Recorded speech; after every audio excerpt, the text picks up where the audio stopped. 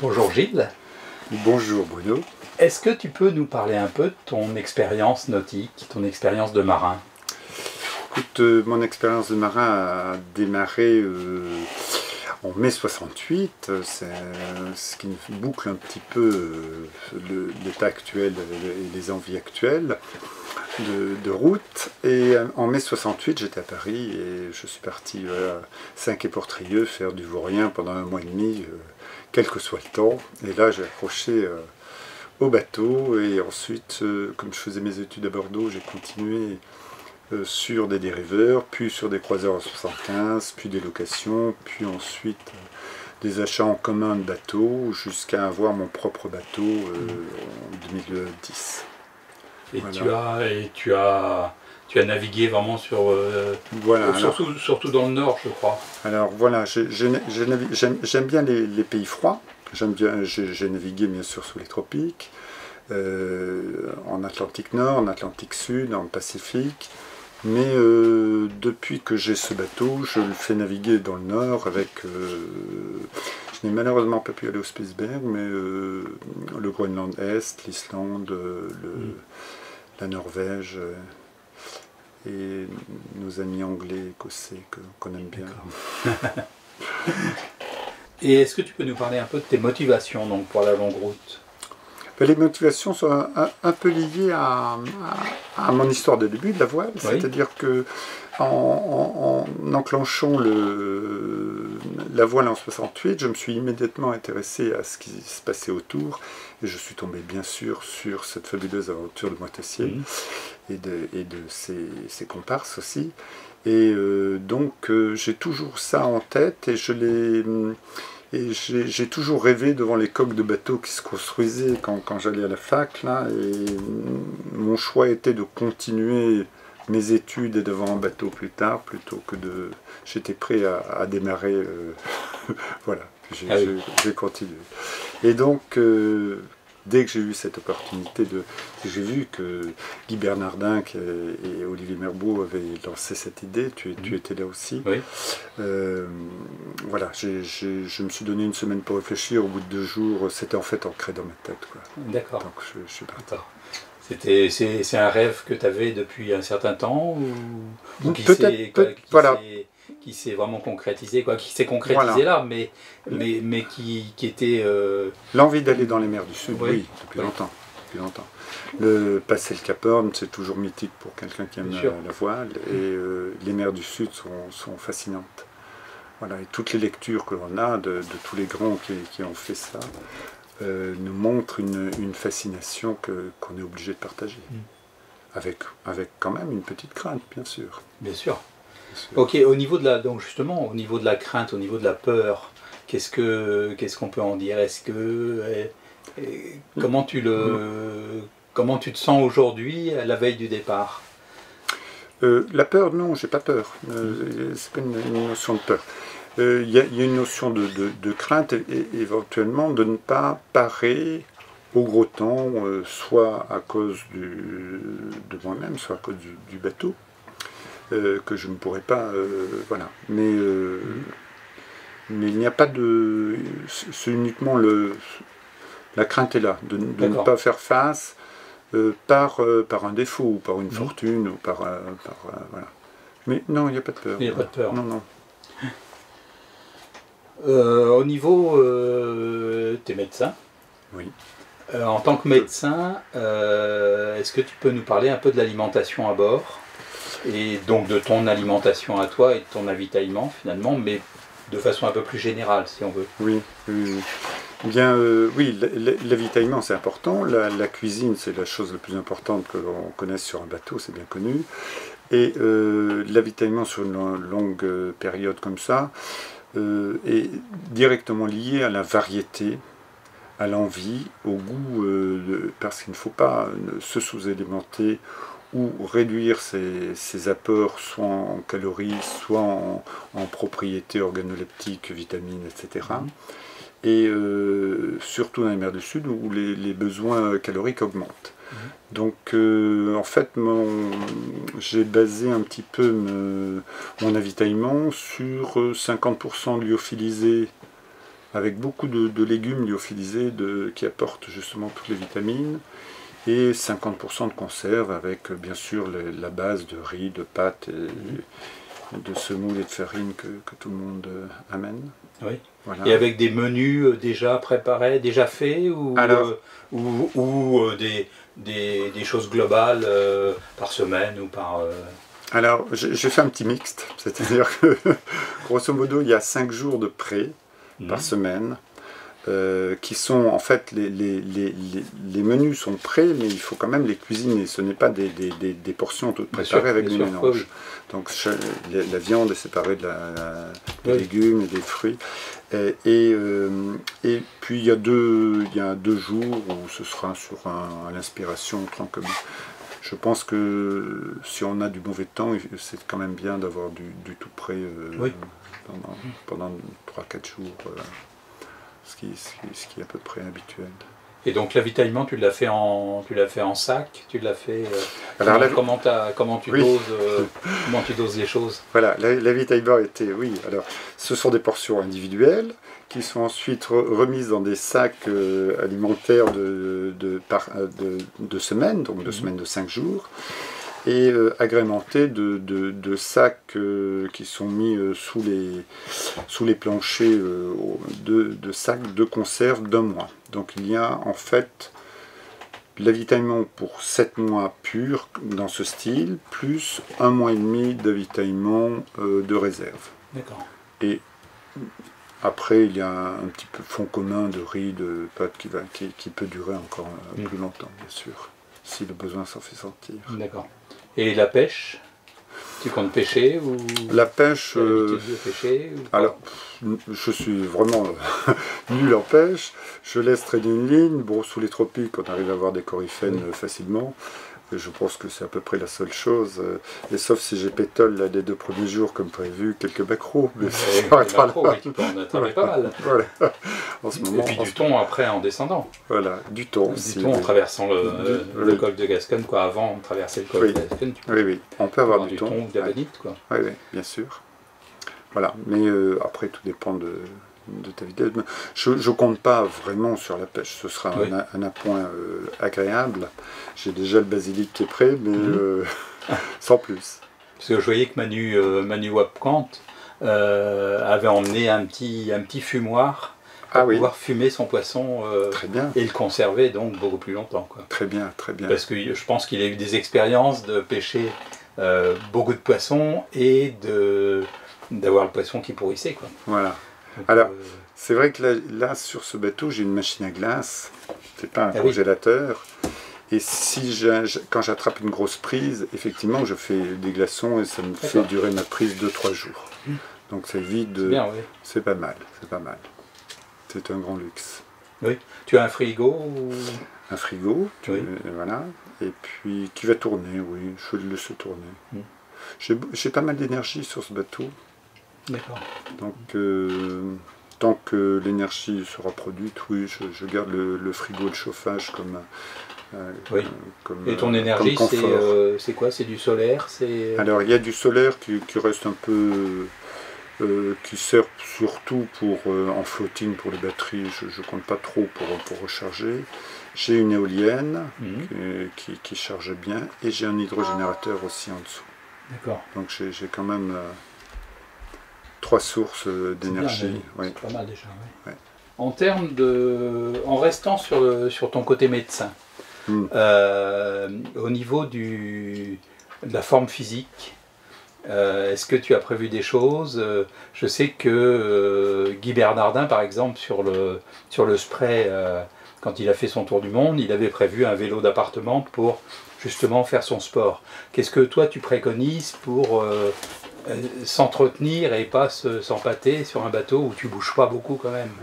Alors, on ne bouge pas beaucoup, mais il y a beaucoup de muscles qui travaillent quand même sur un bateau parce qu'on est tout le temps en mouvement.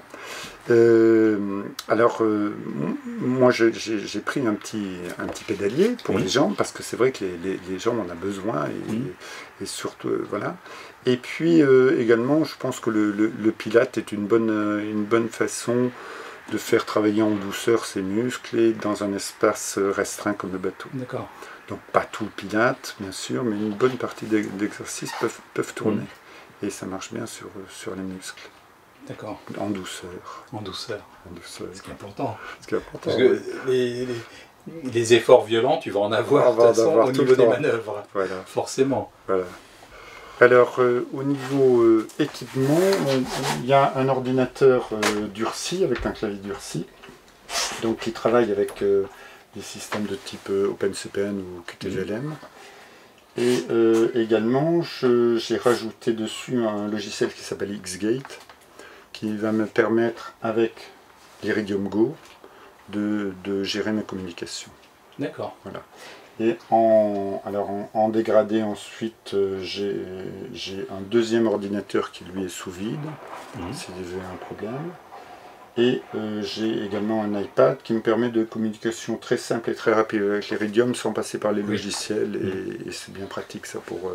voilà. Sinon, pour le reste, il y a 2 pilotes qui ont deux alimentations différentes, deux moteurs, c'est des moteurs GFA électriques, 2 compas, ils sont complètement séparés et on ne peut pas les faire tourner les deux en même temps. Et on passe de l'un à l'autre. Il n'y a pas de régulateur d'allure en électronique. Et après, sinon, il n'y a rien de bien spécial. La BLU n'est pas branchée. Je la reporte d'année en année. Ah oui. Mais je pense que ça demande beaucoup de temps et beaucoup d'énergie. Et voilà, donc quand je ferai des... Et je crois que c'est pas simple à installer.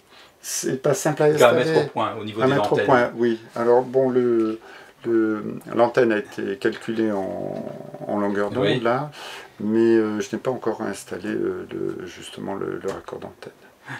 Au niveau de ton départ, en fait, ta femme, Marie-Paul, donc elle, comment elle le ressent, comment elle le prend, Marie-Paul est très discrète, elle me laissera faire et on s'est toujours respecté, elle me laissera faire ce que je veux faire, ou mes envies, ou mes aspirations. Mais il y a quand même une inquiétude sous-jacente. Donc la communication est une bonne chose. Après, on essaie de programmer un petit peu toute la logistique basique d'un couple. Au point de vue administratif, mais elle le prend bien quand même, bien. Parce que c'est vrai que c'est pas facile. Elle n'a jamais essayé de me faire renoncer ou quoi que ce soit. Elle n'a jamais intervenu là-dessus. Non. Je pense que c'est difficile.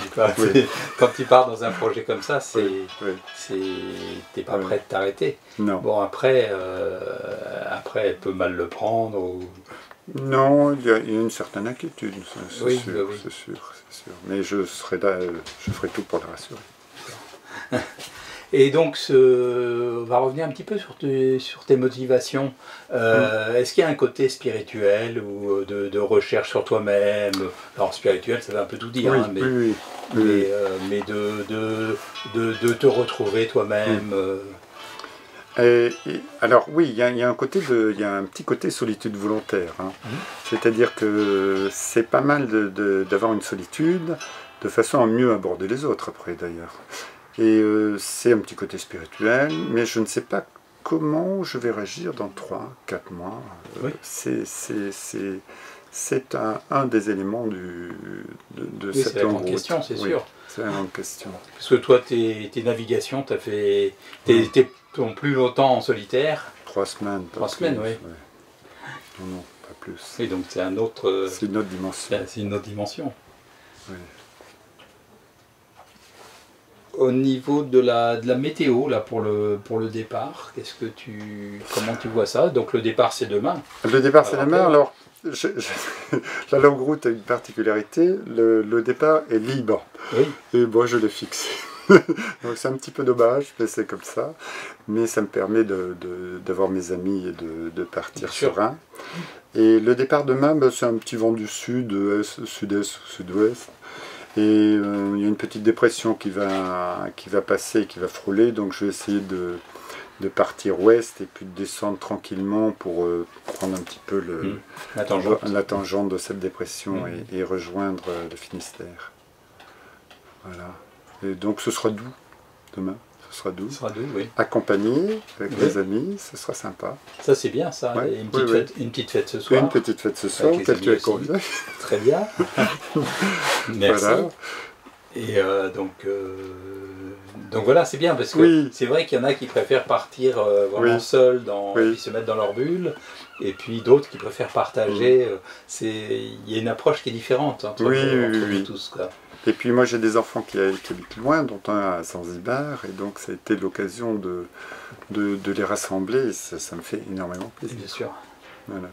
Ah bah Gilles, est-ce que tu peux nous présenter un peu le bateau? Donc Peregrina, c'est ça? Peregrina, le bateau Peregrina, c'est un plan roulant qui est en aluminium, quillard, avec 2,30 m de tirant d'eau, 4,50 de large, donc comme c'est plan roulant assez large avec de bisafran.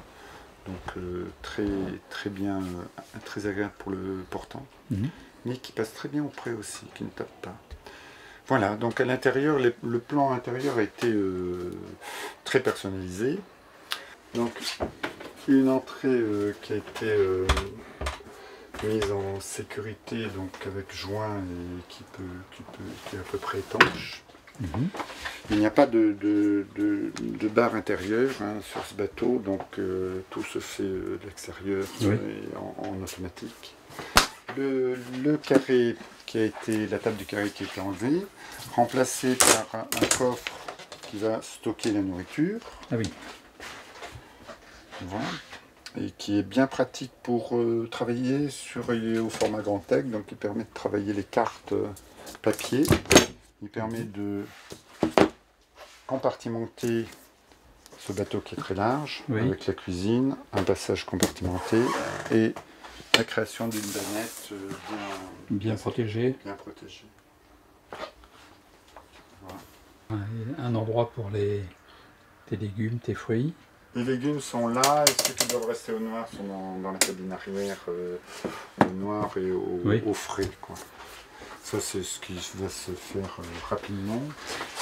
Après, il y a une table à cartes qui est plus un bureau qu'une table à cartes. Maintenant, avec un super siège. Voilà, avec un super siège pour bien se caler quand ça remue beaucoup, qui peut se tourner. Et un ordinateur durci, comme je te l'ai dit tout à l'heure, qui finalement sert pratiquement à tout avec le module de communication Iridium, Iridium Go. Et puis après, c'est doublé par un autre ordinateur, par un iPad. J'ai encore un autre iPad éventuellement. L'électronique moderne. L'électronique, Dernier cri. La petite plantation de tout à fait légale, de basilic.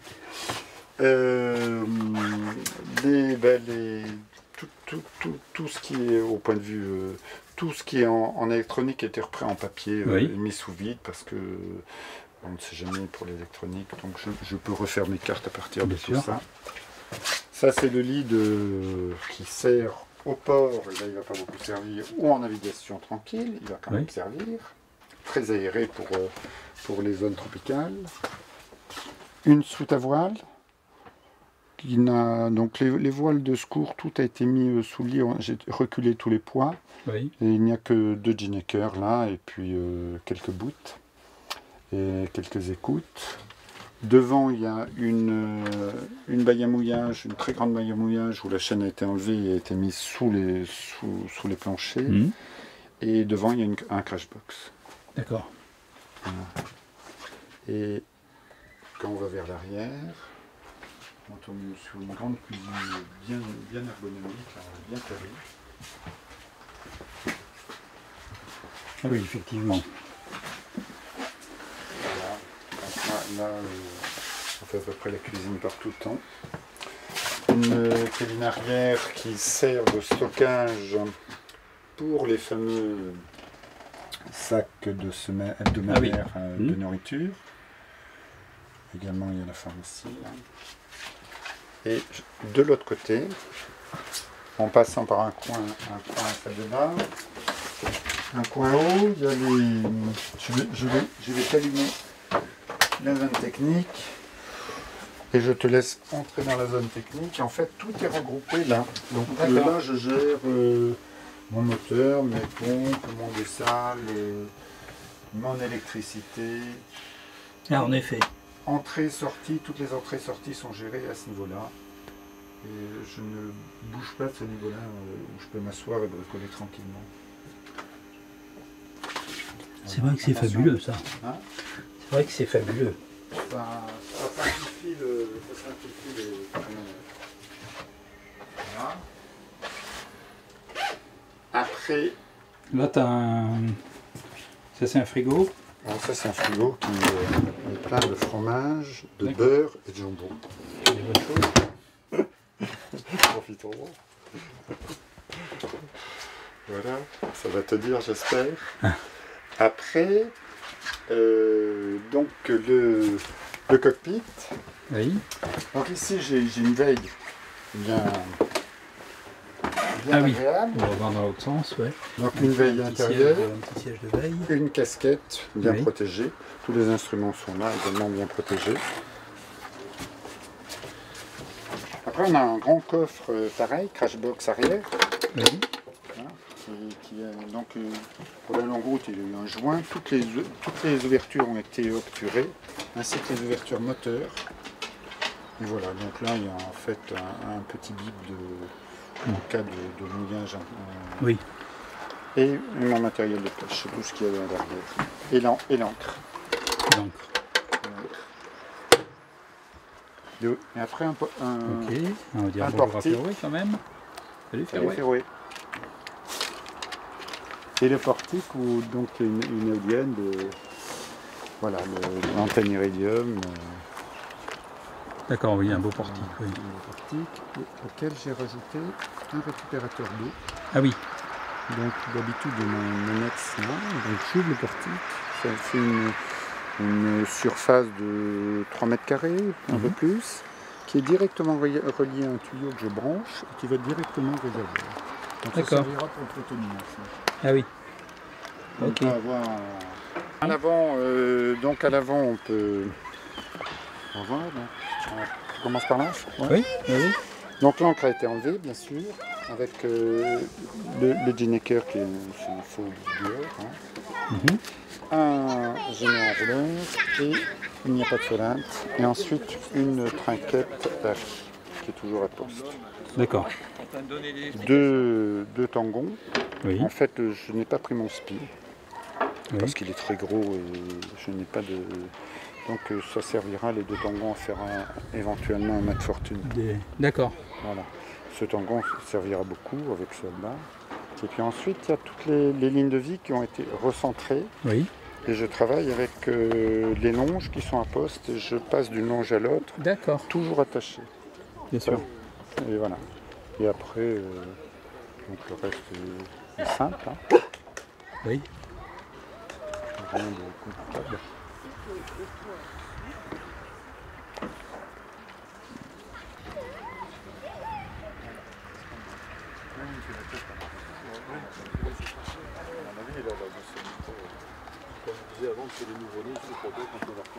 Oui, c'est ça. Oh, oui, c'est ça. Mais Bon, écoute, Gilles, merci pour cette rencontre et cette visite. Et on te souhaite une bonne route et une bonne longue route. Écoute, je te remercie, c'est très agréable et puis j'emporterai tous ces encouragements. Et merci pour tout ce que tu fais avec tous les participants à la longue route. Ça nous fait beaucoup de plaisir et ça nous réchauffe bien. C'est un grand plaisir pour moi aussi. Et au revoir, Gilles. Au revoir.